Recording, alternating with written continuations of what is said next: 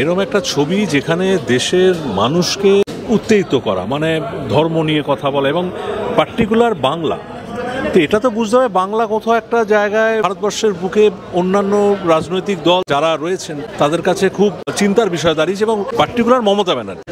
এবং এতে কোনো সন্দেহ নেই বাংলায় এরকম কোনো ছবি কোনোদিনও বানায়নি, এবার বাংলার ডিরেক্টর বা আমি শিল্পী আমাদের কিন্তু সেই মানসিকতাও নেই যে অন্য কোনো রাজ্যে, বিহারে আজকে ভোট আছে সেখানের জন্য আমাদের একটা ছবি বানিয়ে সেখানে সেই ছবি একটা টিজার বের করে রিলিজ করতে হবে, এরকম কোনো কাজ আমাদের কোনোদিনও আমরা এখানে ভাবিও না। তো সুতরাং এরকম ছবি দিয়ে বাংলাকে ছোট করা বা বাংলার মানুষের মানসিকতা পরিবর্তন করার মতো বুদ্ধি আমার মনে হয় অন্য কারো আছে।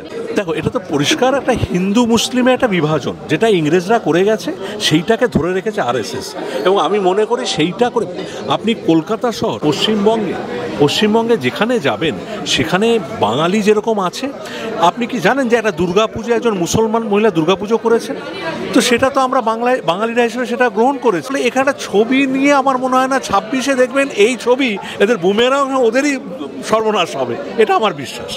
বাংলা হান্টের আরো খবর দেখতে নজর রাখুন। বাংলা খবর মানেই বাংলা হান্ট।